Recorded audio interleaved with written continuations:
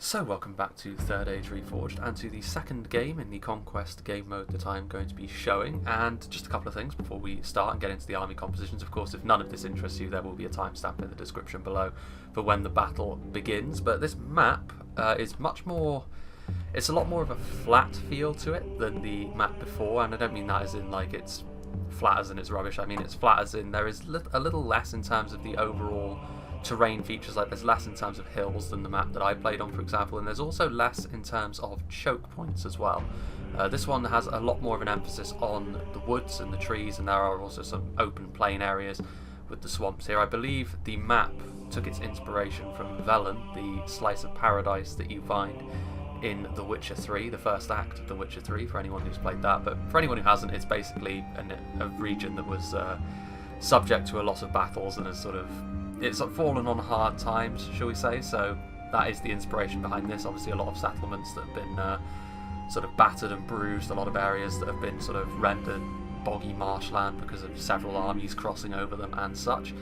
Also, the deployment zones for this one. The red team deployed on the other side of the river. This river cuts through the middle of the battle and the middle of the battlefield, and there is only one section where the teams will cross over. For example, over here, the green player on the blue team did have a portion of their deployment area over on this side of the river as well, but for the most part, the two teams are separated by this river. There are there are several crossings along the way as well. Like there's one here, you can always see where there's a crossing because there are stones in the water, you can see. So there's one here, there's also a bridge up here, and then way down over here there is another river crossing over here, which the red team have basically got free reign over because of the way the deployment zone works. Other than that, there may be a few others that I have missed, but we will doubtless see them as the battle continues. The other thing that I was going to mention, which I've kind of failed to last time, is that red limits don't really tend to have as much of an impact in Conquest mode. There is a little bit more of an emphasis, perhaps we will see as well, some hyper-specialised armies. If you don't bring a balanced army in a regular game, particularly in a field battle, you can find yourself being relatively overwhelmed. There are some exceptions to this. For example, Angmar don't need to bring any ranged units. They can certainly go for an all melee focused build, but even then you still need to bring the right mix of units, whereas here, with the red limit being taken out of it, with the possibility of being completely overwhelmed by sheer numbers also taken out of it, you could see potentially people investing a lot into their rangers. We saw in the last game WK brought 2 Mumakil, perhaps a lot of shock cavalry, or perhaps a small army, even smaller than the 800 limit, but with very elite units. Now that carries risks of its own, of course, because it reopens the possibility of being utterly overwhelmed, but we shall see. We'll start off with the green army over here, and that is going to be the army of J-Monster, and I can only assume that he forgot to pull this unit back because he has a single unit of Wardens of the North, which is also his general's bodyguard, just sort of out here on their own. They're going to need to run very, very quickly if they're going to run to safety. The rest of his army is over on the other side of the river, hiding, and he is obviously playing as Arthedain. He's got some Arthedain men-at-arms which have obviously got the full level of armour upgrades. In Conquest, it's going to be very rare that you're not going to have the money with which to upgrade your units to the fullest extent that you can. Over here we can see a couple of units of the Dunedain Troll Slayers, which are hiding, of course. They've got their two-handed axes in melee and their armour-piercing javelins at range, one of the very few tools Arthedain has for quickly dealing with heavily armoured forces, which has been a subject of debate lately. The Anuminas Gate Guards as well, one of the stronger pike units that you will find in the game, certainly in the Kingdoms of Man, and they are going to be pretty decent at holding a line should it be required, although there are very few choke points on this map. Only the river crossings really count as such. Back here, of course, we have some Dunedain Rangers, which on this game mode with the smaller armies can be potentially very devastating. We've got some dismounted Fornoster Rain Knights as well, which, again, with the smaller scale of the armies, units like this can prove to be make or break for your army, depending on how you use them. Interestingly, these Arthedain Marksmen, oh no, they do have the armour upgrade. They don't have the level 2 of armour upgrades, but a little bit more tanky in terms of the archers. And then back here, we have the complement of cavalry that he has brought. We've got some mounted Knights of Anuminas, and of course we've got some mounted Dunedain Company as well, which they're going to be getting changed at some point in the future as well. But for the time being, they are moderately skilled lancers, shall we say. They aren't as skillful as the elven equivalents, but they can still hold their own in melee against other cavalry, provided it's not very effective melee cavalry. now the second of the blue team as we just sort of hover over here again. Looks like we've got a single unit which has been left behind. Now, of course, because of the density of the trees, it's very likely that I'm going to be missing quite a lot of these units. So, in fact, we are not going to be able to see the unit that's over here. We'll see the rest of the army, though, shall we? Well, it's Imladris, so Lango is playing as the Realm of Imladris. We won't actually be able to go through the army compositions in too great a detail based on the fact that everyone's going to be hiding in the trees. But he's got some Gwathi Myrdain here, which is going to be his general's bodyguard. The rest of his army is, of course, hiding throughout this tree line. At the very least, we'll be able to tell who's playing as who. Sin of the Dark Cloud is playing as Linden, so two Elven factions, very, very powerful, of course, in this game mode as well. What is his general? At the very least, we'll be able to see them, and I bet it's the Noldorin Horse Lords. Yes, it is. So that's the knight unit there. And finally, I think the other general is just over here, and it's Khazad-dûm, played by the Sirius RT. So all in all, four factions which should be very good considering the smaller army sizes. Khazad-dûm and the Elves especially should be able to take advantage of this. Mithril Guard with the general in it there, and then we've got a couple of units of 1st Legion Pikes and Hammers of Gundabad. So now let's see what we can see on the other side of the river from the red team. Starting off... Right, let's see if we can poke through the trees here. Aha! Well, this is going to be Rhudaur, played by Thorn, and he's got the Witch Realm Enslavers as his general's bodyguard. Not the Franadine Nobles, which is interesting. But considering there is a river crossing, perhaps he was thinking that there would be a little bit more of a grind involved with this. Let's see what's going on over here. And we have Lister, who is going to be playing as Witch Realm of Angmar, and his general is obviously going to be in a Witch Realm Blackguard unit. He's also obviously got some trolls as well. The Orcs, in particular, with their numbers advantage taken from them, they have to rely on their heavy hitters like their trolls, and potentially the Witches as well, we might see at some point in this battle as well. And then the final army, we actually can see a little bit more of his. We have Stewed Balrog, who is playing as Mordor, so he's got his units over here. His general, I believe, is going to be in the Temple Inquisitors, although I'm surprised not to see the general in the Nazgul. That would seem to be the more obvious choice, but perhaps the Nazgul are elsewhere. Perhaps he didn't bring them. Black Legion of Barad-dûr can still be very useful to push aside any fortifications that they put on the river crossings, and of course the trolls as well. But we shall see more of the red team as they reveal themselves from the forest. I believe the red team will be the first ones to make their move, because the blue team do start out being a little bit more spread out because they have this entire area to cover, whereas the red team are a little bit more bunched up, so they have their forces unified a little bit more. But let us begin. Meanwhile, the skirmish has begun. A combination of the Imladris and Arthedain archers targeting down the trolls now, and again Engspitz seems fairly content to just let them be.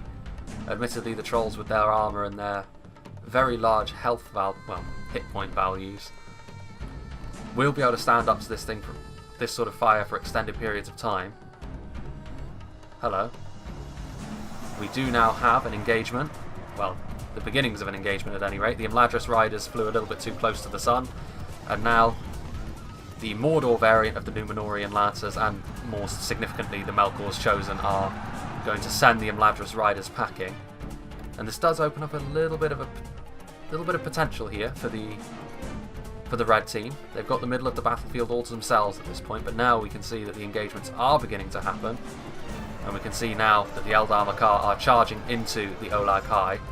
Now it is worth saying that the Olag High, of course, will absolutely ruin the Eldar Makar in melee. But eventually, the Olag High will be slowly but surely brought down. These trolls seem to be very, sort of slow to respond to the dangers that are in front of them so far.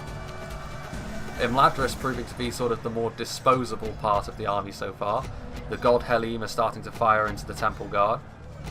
I can only imagine that the earlier point in the battle was a gentleman's agreement, which I might retroactively cut out, at least partially. Gwathi Myrdain coming forward, and of course with their AP Warhammers they could do a significant amount of damage. I'm just going to turn it down a little bit for the time being. Now, the Olag High are charging forward, but again, I can't help but question the judgment here behind how these trolls have been used. They've essentially been left high and dry all on their own, and they will do substantial amounts of damage. They've already killed a lot of Eldar Makar. They're getting to work on the Eldar Etar as well. But having said that, already the support from the Orc armies are now moving forward, and I can only imagine that, yeah, there must have been some sort of agreement to allow a bit of manoeuvring beforehand. because now, very, very quickly, the Mordor armies are coming forward, and to block them, Lango did send forward a single unit of Eldar Makar. They're immediately being hit in the side by these Orc Javelins, but they are now holding back the reinforcements for these Trolls. Now, the Trolls are still getting to work, but you have to say that eventually they are going to be brought down. They have been left a little bit exposed. Let's see here. What happened to the Mordor cavalry? Well, you can see that there is a unit of mountain trolls over here, at the very least. But the Dunedain Mounted Company just trying to get through them. Getting a nice charge off as well. There's several troll corpses over there.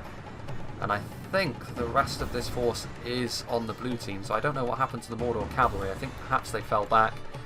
The Imladris riders continuing to fire. I'm actually surprised that the Mordor cavalry gave up the advanced position that they had, if that's the case. I can't imagine, particularly the Melkor's Chosen, I can't imagine they died off that quickly. Maybe I'm wrong? Maybe they did? Here we can see the Eldar Makar. Obviously they're going to be defeated if they aren't reinforced. The Black Legion, a very, very sturdy unit in addition to the heavy maulers. They are going to be reinforced by a unit of Arthedain and Men-at-Arms. And naturally this means this is just a preventative measure from them getting reinforcements up to the Trolls. Because if they can kill off units... here we go. Here's the Mordor cavalry. Here we can see that the Númenórean Lancers getting in and around several sections. There's some Temple Inquisitors. There's more Trolls coming across the bridge from Stewed Balrog, that is. The Knights of Annúminas are still lurking, and they could spring their trap at any moment. But you can see here as well that these Trolls are now starting to get very spread out. There's only 2 left in this unit. The Arthedain Marksmen are going to be able to bring them down, but these Númenórean Lancers could prove to be a real issue at this point. They've got a lethal charge, of course. They are going to charge in, and this is going to be the end for the Arthedain Archers, you'd have to say. The Temple Inquisitors are also here as well, which means you can't just unthinkingly commit your Knights into battle, because the Temple Inquisitors will do tons of damage, especially with the Trolls right there. Having said that, J-Monster has chosen now as the moment that the Knights of Annúminas will advance forward. I'm still not sure where that Melkor's Chosen went. I mean, they can't be dead. Melkor's Chosen are notoriously difficult to bring down. Here they are. Well, there's some Warg Riders over here, which Horse Archers are going to make a mockery of them. But this is the section of the battlefield where it's all happening at the moment. Dunedain Mounted Company, the Gwathi Rockdor are here as well, unsurprisingly. They are presumably going to try and get a nice charge off on the Temple Guard. Now this could be a risky move with the Knights of Annúminas charging in here to try and take on the Númenórean Lancers and the Temple Inquisitors. But I don't think he had much of a choice, because the rear of his army was heavily compromised by shock cavalry and now Trolls. But the Olag Kai are going to be able to do a ton of damage to these Knights of Annúminas. I don't know, I think the red team have got the better of this so far. I mean, there are some Mithlon Lancers over here, so Sin is going to be sending over some reinforcements, but the red team over on the other side of the map need to get ready to attack as well, because if they don't attack on all fronts, then reinforcements are going to come, and indeed, the fact that Linden have sent over their own cavalry sort of forces over here to try and mitigate some of these losses is evidence of that. More Temple Inquisitors, more Dunedain Mounted Company, although they're getting caught up on the Mounted Trolls. I mean, this is a really chaotic front line thus far. The Gwathi Rockdor did charge forward. Here are the Melkor's Chosen, so they did fall back. But the Gwathi Rockdor did a ton of damage to the Temple Guard, so those armor-piercing archers are pretty much gone. Although at this point, so too have the advanced companies sent forward by both Imladris and Arthedain. The other unit of Númenórean Lancers, which disappeared a moment ago, has seen to that. Let's go back up to 1 speed. I think now is just fine. The God Hellim are continuing to fire. Imladris trying their best to sort of help Arthedain shore up a secondary front line. But this could well prove to be a very significant battle now. This sort of battle for Arthedain's rear lines. The Númenórean Lancers breaking, that's not a scene you see an awful lot. I could have sworn they were locked morale, but they are not apparently. Even the Temple Inquisitors are routing and broken. So this goes to show that the rear charge, presumably that the Dunedain Mounted Company delivered, indeed there they are, did really help. And also the fact that these Mithlon Lancers are here, these combination of lance, cavalry, and of course the javelins here is what I think is going to be the most important thing as we move along. Let's go back up to 1 speed. Those javelins could have proved to be really, really helpful here for Arthedain to secure their rear lines. These Temple Inquisitors are still going to be a real pain. You can actually see that a huge force from across the river of stewed Balrogs is going to move up to try and cross the bridge, but by the time they get here I think they're going to be slightly too late. I think the blue team have managed to stabilise things along the front line. More of these Arthedain men-at-arms. Dunman scouts charging across. And now the Coldfell Maidens coming across from Thorn. So there has been sort of support from the cavalry of both sides over here. This will of course leave Rhudaur without their cavalry if they decide to mount an assault on the eastern portion of the map. These Temple Inquisitors are now surely going to be utterly overwhelmed. A combination of the javelin fire and being caught in melee with the High Elven Knights. There are still a lot of trolls back here, which will prove to be a little bit of a nuisance. The Eldar Quinga is obviously not going to be a match for Olag Kai in melee. There are a few mountain trolls still alive as well. It's a rare thing that they have much staying power in melee. This Dunedain Mounted Company continuing to be attacked by those giant clubs of the Olag Kai. I'm amazed the Knights of Illuminus came out of that looking as good as they did, to be honest with you. They were looking in a really tight spot, sandwiched between Olag Kai and Temple Inquisitors, but the support from the other units around them really bailed them out there. Still more infantry is coming forward, but these Black Legion are now, well, they were momentarily shaken, but they stabilised when they realised they were only fighting Arthedain marksmen. But now I think the cavalry advantage is really going to hammer home over here. I can't imagine this is going to be too pretty for the red team if they continue to use the same tactic that they have. They're going to need to either retreat or they're going to need to try and make a move on another part of the battlefield. I mean, honestly, if I were them, if I were Rhudaur, I'd be tempted to retreat even more than they are based on the position we can see them on the minimap. Because if we have a look over here, well, you can see that the blue team have technically lost a lot more. And indeed those trolls did do a lot of damage, but you have to remember that the trolls are worth a lot more than their percentage would sort of denote. There are very few of them, but they do a lot of damage, and there's been a lot of Olag Kai that have fallen over here. Whether or not they've done enough damage, we'll see into the late game. You'd have to imagine if the red team bunkered up in their checkpoint, a lot of this cavalry that the blue team has brought probably wouldn't be as useful as they would hope. There's a lot of cavalry just all over the place. The trolls can do a decent amount of damage to cavalry provided it's in a sustained fight. Interestingly enough, these God Helene do not have their armour upgrade. Interesting. There goes one of the enemy generals at the hands of the Gwathi Rokdor. The Gwathi Rokdor is such a nice looking unit as well as the Myrdain over here as well. There are still Orc units over on this side of the river though. It is a good versus evil situation, this. Now these Númenórean Lancers are fighting these two Eldar Etar, but they've got very high anti-cavalry capabilities, so it's kind of a waste for them to be doing so. Let's see here. Mythalon Lancers thinking of charging in, but then thinking better of it. So this is where the Gwathi Rokdor are, as well as the Imladris Riders. So this is where one of the Mordor generals was slain. With the assistance of those Imladris Riders. There were some Coldfell Maidens over here, but they have...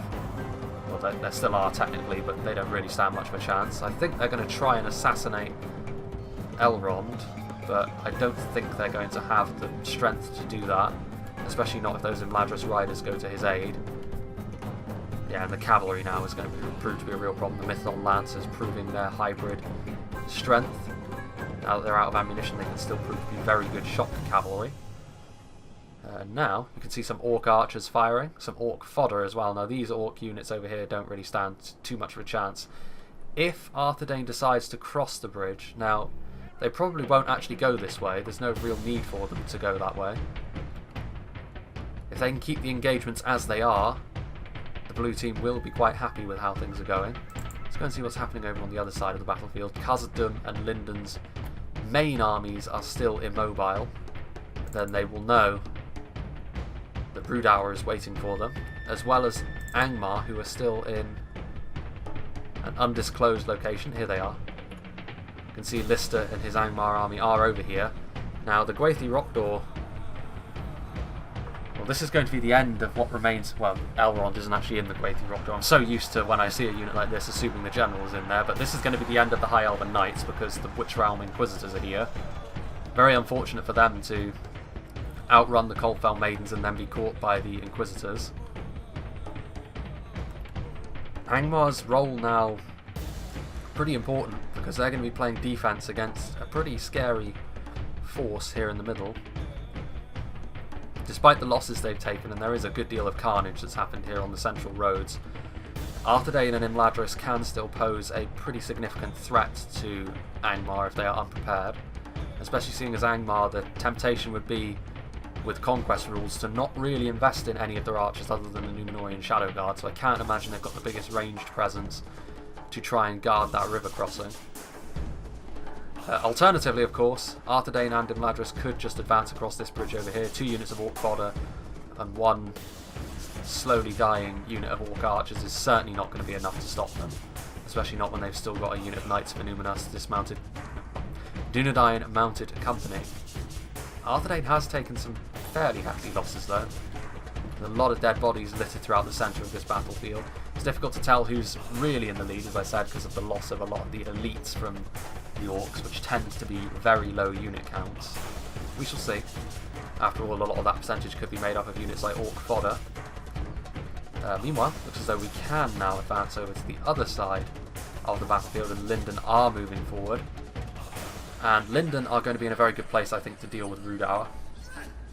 With the Conquest rules put into place, a lot of Rhudaur's more expensive stuff tends to have more of an armour-piercing flavour, which will help them a lot against Khazad-dûm, but I would imagine Linden are going to take the forefront of this engagement.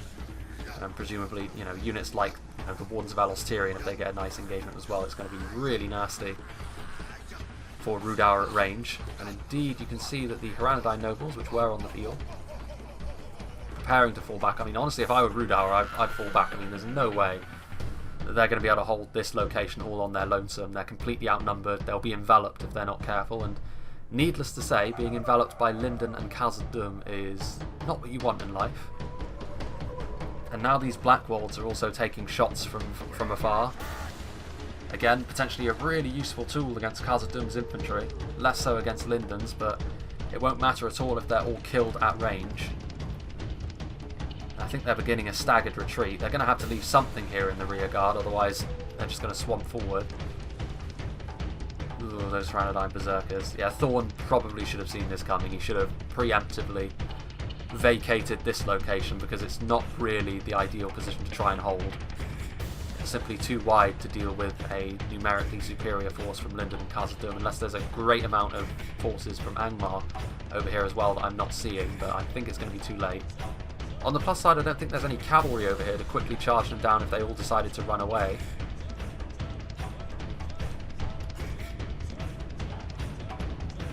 I mean, these Black Wolves are here. Haranadan Berserkers, Etenmore's Troll Hunters. They could do a decent amount of damage with these throne units, which have essentially just revealed themselves. More Foragem Javelins as well. I mean, they just brutalised that unit of Harlanded infantry, but I would still suggest that they're not going to be able to withstand the full fury of both of these armies coming forward, and now there's Mithlon Lancers getting in and around them, and as soon as cavalry gets added into the mix, a defence like this is going to go very poorly. Well, I say that. It's not often that Sin will give you a freebie like this, charging into, or allowing his cavalry to be caught by Haranadan pikemen. Very rare indeed. Rhudaur could still make this work overall if they manage to cost-effectively sort of make their last stand here. Make the percentages go even more into their favour as the battle goes on. Ooh, that lag. But I can't imagine they will. I mean, these Black Wolves, it's exactly the sort of target that Linden's infantry likes fighting. And even if the Black Wolves are good against a single unit of Dwarven infantry, it's not just a single unit they're fighting. It's also Haranadan Berserkers over here. I feel as though if this was going to be their plan, he would have needed some support from Angmar's forces as well. But Angmar is now moving from the looks of things on the minimap, but far too late to support Rhudaur if that's the intent. And now these Haranadan pikemen are going to try and hold off against the Dwarven units. Of course, when Linden get into range as well, their own thrown projectiles are going to be a real menace. Yeah, there's simply, you know, when both armies move in tandem as well as Linden and Khazad-dûm have here, it's never really going to go all that well for you. Rhudaur marksmen, Etenwald's troll hunters, again they'll be able to do decent damage, but it's not going to have been worth an entire section of Rhudaur's army. What's going on over here? Just some orc javelins. And there's not really anything else going on over there. The battle already happened. Maybe a few minor fights. Etenwald's troll hunters, a unit I very much approve of, but they are going to be outmatched in this fight here against an Aldering Guard. Their spear malice is certainly not going to help them there. And now you can also see that Linden, feeling pretty confident of victory, are even going to peel off some units, presumably for later. Khazad-dûm reclaimers there as well. Yeah, this fight is going well and truly in favour of the Elf-Dwarf Alliance. Let's go and see what's happening over there. The Coldfell Maidens, the Franadine Nobles might have attempted to go around the side. Here they are. Coldfell Maiden's going to try and get a rear charge.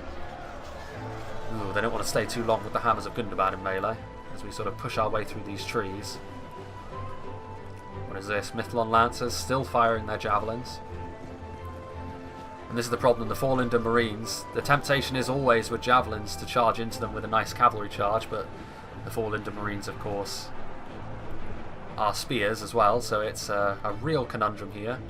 And even the Franadine Nobles are not really going to be sufficient in this situation. Their AP will not help them. And I think this just goes to show what a well-coordinated attack can really accomplish. Linden's general falls. That's interesting. The Noldorin Horse Lords look like they were entangled in melee with the Witcher-Arm Enslavers. I'm not entirely sure where they are. The Franadine Nobles got a nice charge off onto these 4 Linden Marines, but whether that will be cost effective or not, we'll have to wait and see. Mithlon Lancers. Well, the Red Star is over here, so I would assume that this is where the Linden General fell. So the Witcher-Arm Enslavers managed to get a free kill there on Linden's General, but as I was saying, there's Legion Bodyguard as well. So the Witcher-Arm Enslavers definitely not long for this world. What's going on over here? Dunedain Mounted Company, just sort of hanging around in the woods. It really does go to show there, though, what a well-coordinated advance can really achieve. I will be able to sort of finish what I was saying in a moment, but as we see here, the Witcher-Arm Inquisitors actually turning tail and running in the face of the Dunedain Mounted Company. Interesting. But that, again, now I will say it, regardless of what's happening on screen, even though the Gwathi Rokdor are being butchered again by the Inquisitors, that goes to show what a well-coordinated advance can achieve. Obviously, the Khazad-dûm player and the Linden player knew exactly what they were doing. They coordinated their advance to be at exactly the same time, and they knew that Rhudaur on their own simply didn't have the resources there to stop them, and they smashed right through. It was very, very quick. Rhudaur did do some damage with their thrown projectiles, but they weren't able to hold nearly long enough to make it worthwhile. And there goes the General in the hands of those Hammers of Gundabad. Witcher-Arm Inquisitors trying to get some charges where they can, but of course they don't have the highest charge bonus because they are much more focused around being melee cavalry, and they are beasts in that regard. But they don't really want to stay too long over here. The Noldorin Guard can give as good as they get in melee. They don't have an anti-cavalry bonus, but they certainly won't go down too easily. And at this point, the red team can't really afford to take too many liberties with what they have left. Angmar is now beginning in advance, so as you can see from the minimap, Arthedain, the green team, advanced down the riverside alongside Imladris to sort of consolidate all their forces, presumably to try and punch right to the enemy town centre, forming a nice clenched fist with all of their forces that they intend to advance. Angmar decided to be proactive though, which is good to see, and try and hit the Arthedain forces as they were moving. Now these Mithlon Marines will try and halt the advance of some of these units, but with these Trolls of Gundabad here, the Guardians of Khan Doom are going to carve through them very quickly indeed. The Witchers are the kind of unit as well which in Conquest mode have the potential to be completely devastating. There's Meteor Guard over here as well. I mean, if these Witchers see the Meteor Guard, they could grill the entire unit. But obviously, in a situation like this, when you're microing all of your units all at once, it can be pretty difficult. Are the Witchers trying to go into melee? I suppose it's entirely possible that I've already missed the Witchers use their ammunition. If that's the case, hold on. Do we see any crispy corpses anywhere? as Witcher and Blackguard are dealing with what's left of the Gwaithri Rockdoor, which have lived much longer than I think they've had any right to at this point. Witcher and Hammerguard, I don't see any burnt corpses, and it would be a crime against humanity if the Witchers were not used in their proper manner. I'm sure I will be told in the comments after this, or I'm sure we might see the Witchers dispense their fiery doom upon a unit soon. You can see Linden's units are advancing as well, the Nolder and Blade Masters certainly taking the forefront in this battle at the moment. Angmar moving over, although to be fair to Angmar and Imladris, they took some hefty casualties early on in their fight with the Olar Kai. Khazad-dûm Reclaimers just killed something. And now we can see that I think this is the first time the blue team have decided to advance over to the other side of the river. Only just though, because immediately as they do, the Mithlon Marines are being immediately caught in battle with the Barrow Wights, which are an incredibly useful tool for Angmar. Now they will kill things very, very slowly, but they will of course clog up this approach as well, make it really difficult for the blue team to advance over this way. The First Legion are on their way, but it will be a similar story there, unless they have like rangers like the Wardens of Elos Tyrion over here. The Barrow Wights will be here for quite some time. Also up here, we can see that the Fodder Hordes, now backed up by some of Stewed Balrog's more elite units, have decided to advance. And I imagine they are going to go right for the enemy checkpoint. And actually over here, we can see these Ranadine Berserkers have presumably been pursuing this one unit of Harlanded infantry for quite a while. I mean, they're going to exhaust themselves if they do so, but might be able to support Stewed Balrog's attack on the enemy town centre, for lack of a better word. Meanwhile, it's going to be over in the trees over here where the primary battles are going to be taking place. These Dunman Scouts are going to get themselves caught on Dunedain Mounted Company, which there's a discrepancy in quality there, which I'm sure people don't need me to tell them. These Dunman Scouts are shaken as well. They're sort of rubbing up against all of these units, which they really don't want to be anywhere near. They're going to try and assassinate the enemy general, but unfortunately they're right next to 1st Legion Pikes and Imladris Blade Masters, two very powerful anti-cavalry units, and yeah, they're going to rout. Unfortunate, but probably predictable in a way. Over here, Angmar's Witcher Blackguard have now been engaged by a unit which can stand toe-to-toe with them in the Nolder and Blade Masters, and the Nolder Guard are here as well. So the Blackguard are going to be brought down. In the last fight I showed on Moria, the Witcher Blackguard were absolute monsters, but when they're overwhelmed in such a fashion, things can go against them. Meanwhile, something that the blue team, and particularly Arthedain, won't be too happy to see, more trolls lurking on the horizon. But now we can see that a lot of the blue team is sort of here, in a part of the map which is basically as far away as possible from both checkpoints. We'll see. I mean, here we can see that the Goblin Trackers thought that they could take on the bulk of these Elven and Dwarven elites, which is, you know, points for ambition, but ultimately ineffective. Right, let's see how the Barrow Wights getting on as I spin in a complete circle. Well, they've finished off the Mithlon Marines, and these Sons of the Fallen were sent forward, but our ally lies dead, slain by the enemy. We must help his men avenge him. Was that the Witchers?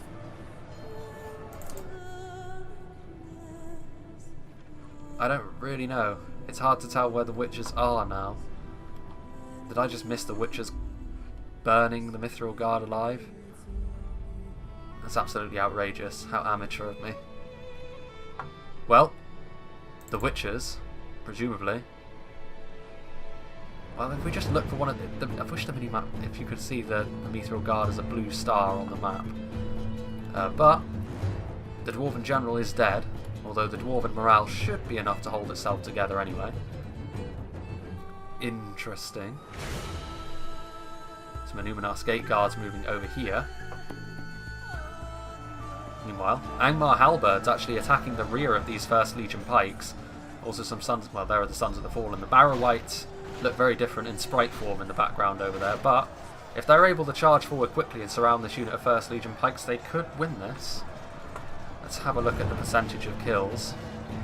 Still, the blue team are lagging pretty far behind.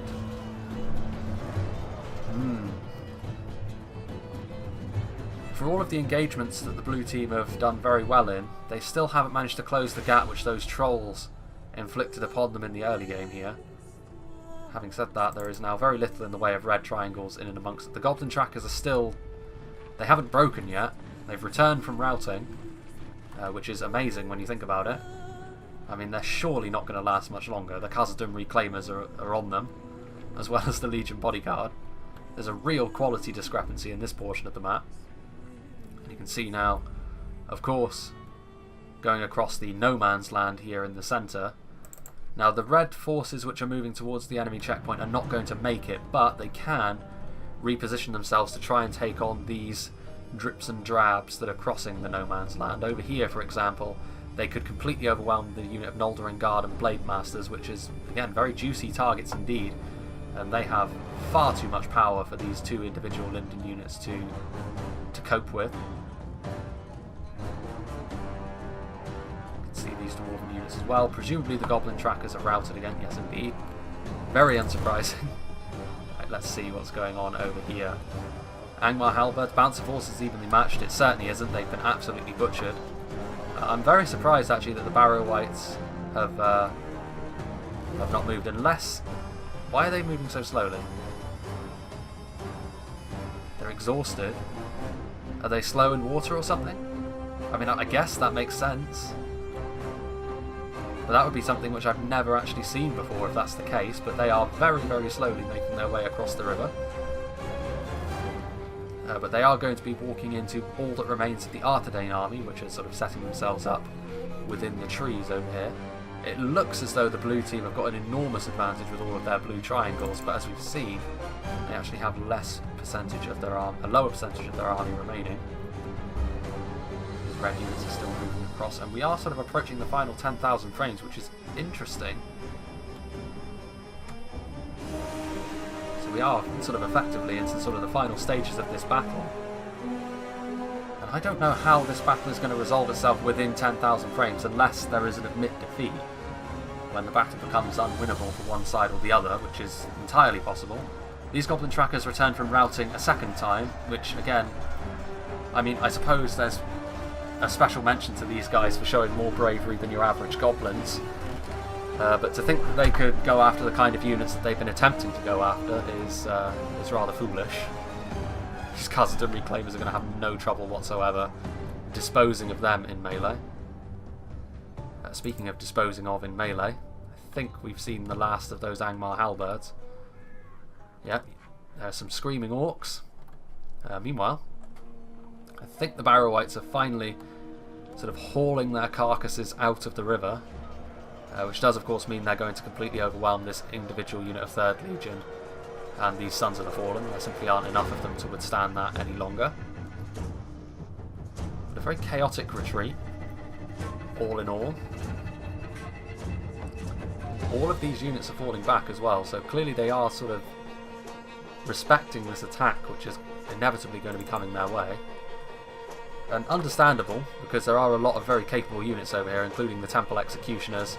Again, no armour upgrade. Interesting. Minas Morgul Bodyguards, Sauron's Will, a couple of units of Black Legion as well. Some Orc Javelins, which are a little bit less scary, but no Trolls, which, you know. Are these Trolls down here still alive? They are.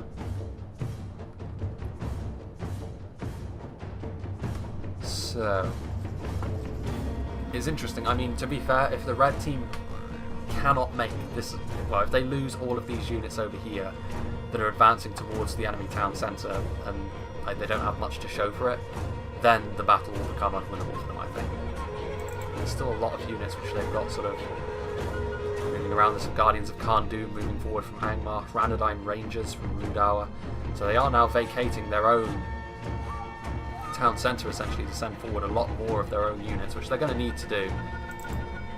They can't allow Stewed Balrog to simply take on all of the responsibility for taking the enemy town centre all on his lonesome. There are a lot of elites still for the blue team, which lead me to believe they're probably going to be okay. A lot of these units that they've got falling back over here, though, a lot of them are very disparate units. It looks as though they've got a huge army left, but actually they don't. And some of their units are still just sort of hanging around doing not an awful lot.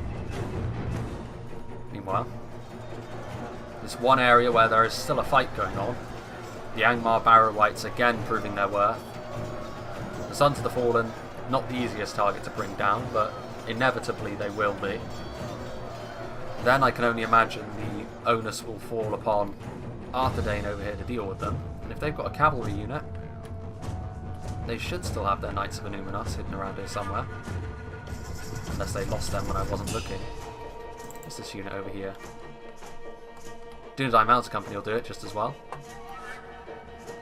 Nice charge into the Barrow-wight should deal with them. Yeah, this is a very interesting lull in proceedings, because just looking at the amount of frames left, there isn't a lot of time left. Which leads me to believe that either the red team will succeed in their assault and take the blue town centre, or they will fail, and then they will admit defeat because there will be no hope for them. So here we are. It's a rather big checkpoint as well. There's no doubting the borders of this one. Interesting.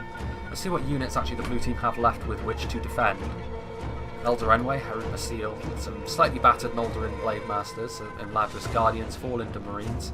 I assume that this is the Lord's Manor, and this is where the Wardens of the North are hiding out as well, I believe. We've got some miners. Interesting. Noldorin Guard. Harlanden Guard. And yeah, there are some Wardens of the North, so... I mean, honestly, this is not a hugely overpowering defence. I mean, it could be.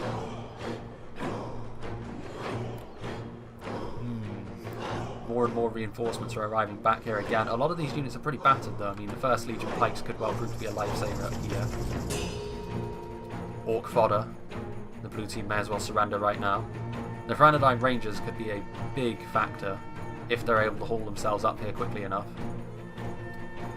I mean, honestly, the biggest mistake that Stu Barrel could make here is if he attacks on his own, because without support he will fail. But with support he might win his team the battle. I don't know, it looks as though he's going to attack now, which... I mean, this Orc fodder is going to stand no hope at all.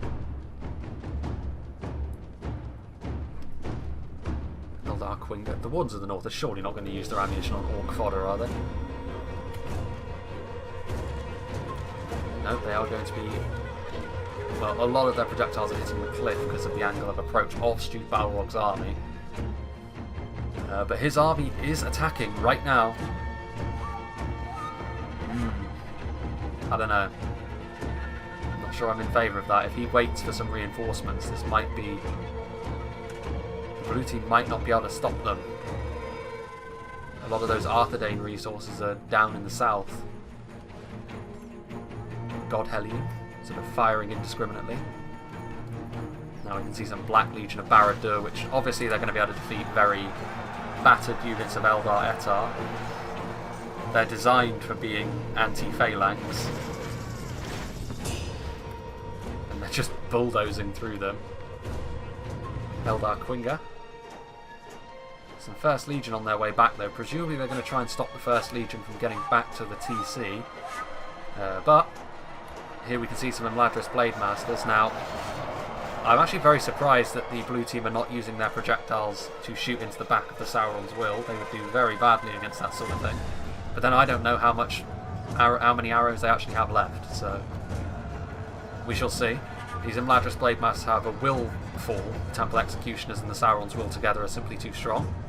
Now we've got more Black Legion coming forward, some Orc Javelins as well.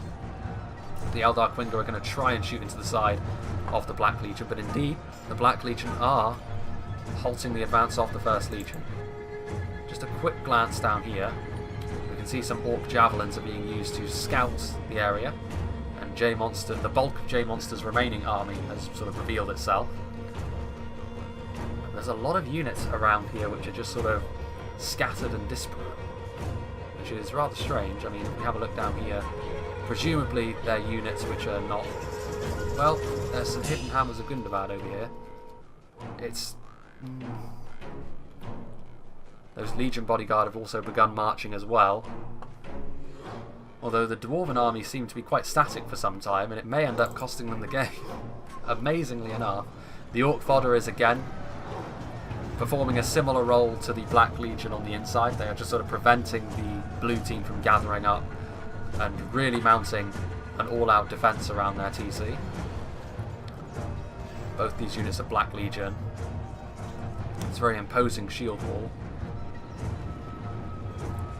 The Orc Javelins firing their payload into the front of the Elder Enway Harry Masil, killing a decent amount of them actually. A lot of them in fact.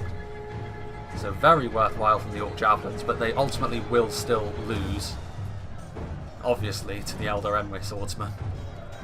Meanwhile, presumably the Saurons will have been set upon by some manner of skirmisher, because they are greatly diminished, and now a huge amount of the defending infantry has broken cover, as it were, and it doesn't matter how powerful the Temple Executioners are. There are a Minas Morgul bodyguard in there as well, so it's a little bit more understandable why Elrond will fall. I thought the Orc Fodder had killed him then, which would have been absolutely shameful, but the Minas Morgul bodyguard are in there as well, so a little bit more understandable. These Black Legion are now surrounded. I don't know, if I was Stu Balrog I still would have been very tempted to wait for reinforcements, because this might be a crippling blow. What's going on down here? Here we can see that there are Nazgul from one of the Mordor armies, but I don't think they're going to be able to fight their way through all of these Arthedain units. Arthedain have got a large bulk of their remaining infantry left down here.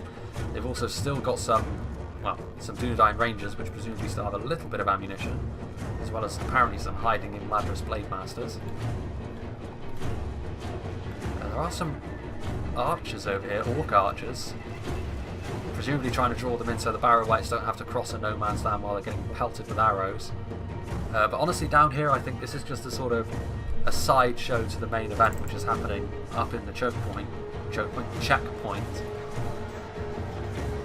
The Temple Executioners fighting hard, but ultimately they will eventually not have the strength.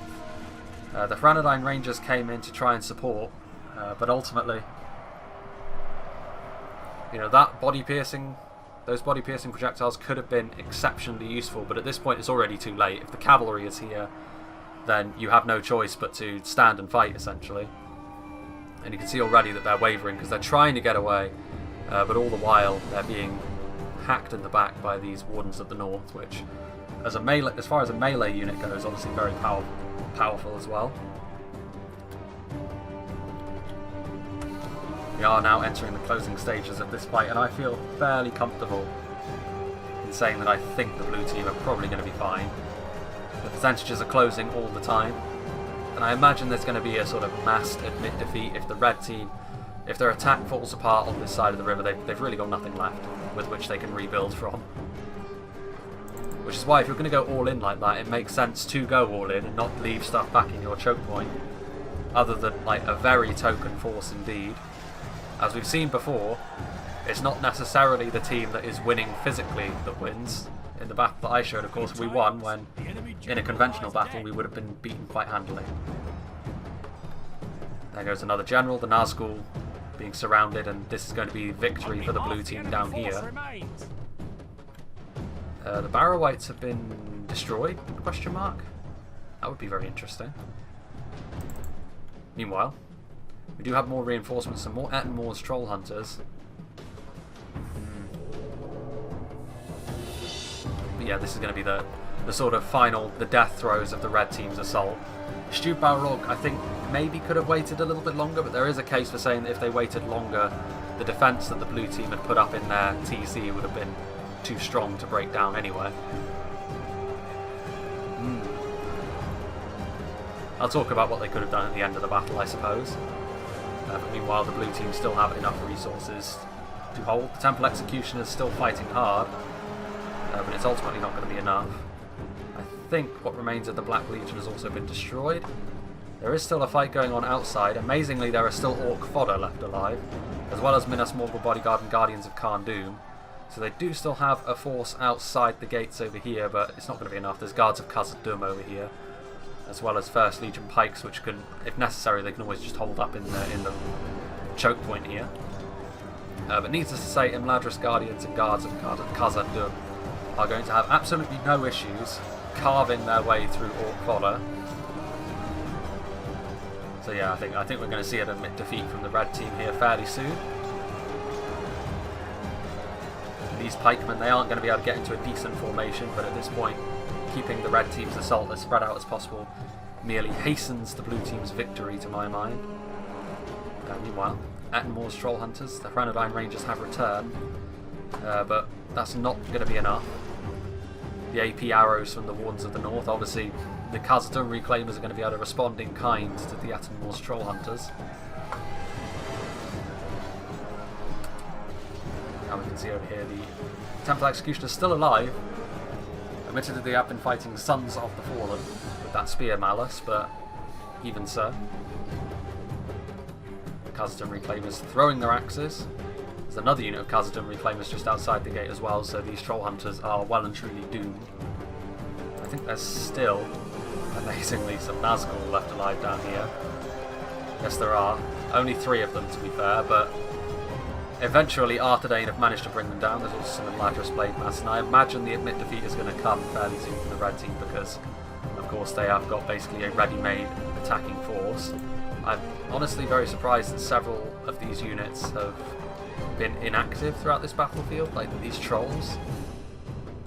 This is a significant unit to forget about, shall we say, from the Angmar forces. Like, if the trolls had been up here, it could have been a completely different story. The trolls able to sort of smash their way through thin defences, which on Conquest you're going to see a lot of. I hope that there wasn't any sort of desync in this battle, which is sadly possible due to the fact that I had to run it on a slightly different version, but we'll see. I hope not. I mean, I'm sure that we'll see in the comments if one of the participants comes in and says that's not how it worked out at all, then we'll know. But overall, this battle, based on the initial engagements, went about as you would expect. The enemy are badly bloodied. They have lost half their men. These Khazad-dûm Reclaimers advancing forward, and I imagine the admit defeats are going to be not too long withstanding. The remnants of Rhudaur's armies being chased off. There are still Temple Executioners over here. It just goes to show how strong they are in a sustained fight against a unit which isn't fully able to take down. This attacking force out here has been squashed underfoot. Units have revealed themselves. Some units that were over here. Engsvitz admitted defeat, even though... What's all of this? A whole unit of Black Legion of Barad-dûr? So many units that they didn't bother sending forward. Some real madness on the part of the red team, I have to say. But I'll go into more detail about that when we actually see the game over screen, which I imagine is going to be very shortly. There's some Angmar Halberds over here, which... Again, Lister has sent forward his Angmar Halberds, but he didn't send forward his trolls. That's a real head scratcher, that one. It's only a matter of time before they break as well. They aren't exactly the finest in terms of overall quality. Amazingly, you can see on the minimap the red star down in the bottom right hand corner. The Nazgul are still alive in some capacity. Guards of Khazad-dûm. There goes another breaking unit, and we can see over here that the Temple Executioners are still fighting. Temple Executioners and Nazgul really fighting against the odds, but overall, eventually it's going to prove to be fruitless as we see this final duel happen. And there we go. The admit defeats are now going to be forthcoming. And this is going to be the end. Well, replay finish. So I imagine that there was some manner of crash then, I guess. I mean, I can only assume that that's the case, seeing as we see a replay finished instead of everyone admitting defeat. I'm not entirely sure about the ins and outs of what actually happened during this game. There was some very odd moves, I think, particularly from... Obviously, the blue team was very much in tandem with one another. They obviously... Presumably they were either voice chatting with one another, or they sort of decided through chat that they were going to be what they were doing, because they tended to work very well with one another, whereas the red team, it was all a little bit more disjointed. When they attacked, it seemed to be one player doing the vast majority of it and everyone else scrambling to catch up with him. You know, their advances just seemed to be a little less organised, and I think in particular you saw at the end when you saw what units they were essentially holding back. You know, that there was clearly some missteps made here. And I think, you know, if you're going to sort of put everything on the line and attack the enemy checkpoint, you need to commit the vast majority of your resources forward, because if you end up losing, you're still going to have such a discrepancy that you have to make up that it's not worth it anymore. Now, you can try and do some tricky things, like in the last Conquest map where we ended up winning due to taking the enemy checkpoint when, you know, they obviously still had the advantage in terms of numbers. It's also quite possible... Well, no, so never mind. I'm talking nonsense, but yeah, it's also... You know, I think that the red team, you know, they obviously know the mistakes they made, but even so, I think the blue team worked very well together. The red team obviously had some mistakes, but in Conquest mode, even more so to my mind than a regular map on a like sort of a field battle or a siege battle, you need to have sort of good synergy with your teammates. Otherwise, you're going to be punished brutally for it. And I think that the red team, in parts here, it wasn't a complete disaster because they still did manage to do a lot of damage with units like their trolls.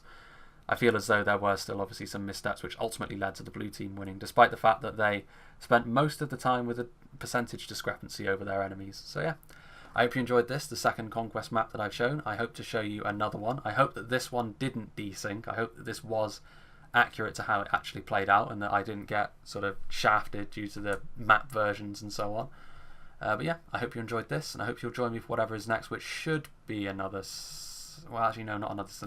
I hope that it'll be another scenario, but we'll see if I can make it work. I hope to see you for that.